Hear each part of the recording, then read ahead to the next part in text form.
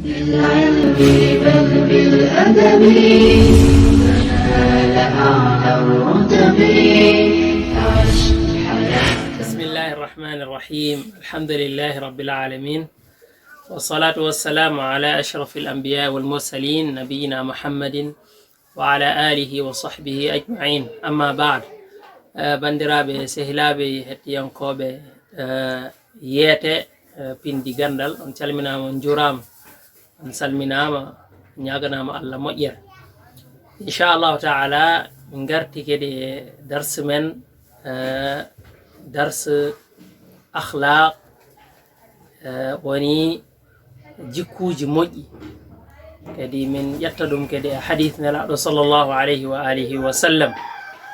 hande noon hadith men nayoɓel woni hadith baɗɗo fayida, hadith mo ganduɗa nelaɗo sallllahu alayhi wa alihi wa sallam no jangguina hen julɗo o no foti waade hakkude mum e sukaɓe, e hakkude mum e mawɓe. nelaɗo sallllahu alayhi wa alihi wa sallam wi: laysa minna man lam yarham saghirana wa yarif sharafa kabirana. nelaɗo sallllahu alayhi wa alihi wa sallam haali o hadith imam tirmidi rahimahullahu taala yaltini hadith o. nelaɗo sallah sallam wi: laysa minna, o jeyaka e men, mo ganduɗa dey o dey jeyaka e laawol nelaɗo sallllahu alayhi wa alihi wa sallam, baɗɗo ɗe golle jeyaka e sunna nelaɗo sallllahu alayhi wa sallam, ɗe golle jeyaka e ko nelaɗo sallllahu alayhi wa sallam yiɗi. woni holɗen golle? o wi ko iɗi hen, o wi: man lam yarham saghirana, mo ganduɗa dey yurmotako sukaɓe men.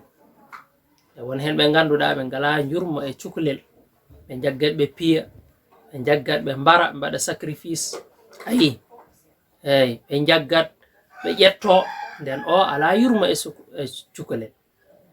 ayi, nde nela sallah sallam koko dañño yurmo e sukaɓe, ko ɗum tagui sukaɓe heeɓe gonno e sera mo, wayno hen ibnu abbas en, zeyd ibni thabit en, usamat ibni zeyd en, e nen ɗon.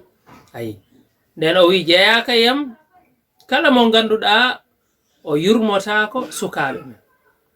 kadi noon o ala kadi hormu e mawɓe men. mawɗo kadi foti tottede hurmu mum, totte place mum.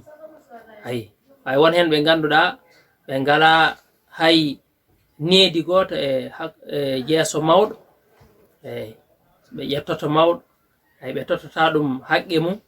nden ɗum ɗon kala baɗɗo ɗum yo andude jeyaka e sunna nelaɗo sallah alih sallam, bal o jeyaka e laawol nelaɗo sallllahu alayhi wa alihi wa sallam. nelaɗo ko jangguini woni neɗɗo foof tottat mawɗo place mum, ay jippina ɗum e place mum. eyi, kadalika ɗum tagi nelaɗo sallah alih sallam sahaji, so neɗɗo no addanno hunde no tottira ko ñamate walla ko yarate, o wiyatno kabbir kabbir, fuɗɗo e mawɓe ɓe. ayi, so tawi noon mawɗo ala ɗon, o wi fuɗɗo e yammin, fuɗɗo e ñaamo. eyi, nden neɗɗo foti ko andude mawɓe, wawi kadi yurmoɓe ganduɗa woni sukaɓe, cukaɓe, cukalel a yurmoto ɗum. ayi, kadi mawɗo pawa ɗum e nokku mum, kadi daña e mum horma. ɗum sa waɗi ɗum gandade an de a fawimo e laawol nelaɗo sallllahu alayhi wa sallam, ko mbaɗɗa ko kadi nelaɗo sallah sallam no yiɗi ɗum. e hande ɗum ɗo wonno darse men. hada wa sallllahu ala seydina muhammad wa ala alihi wa sahbihi ajmain. wassalamu aleykum wa rahmatullahi wa barakatuh.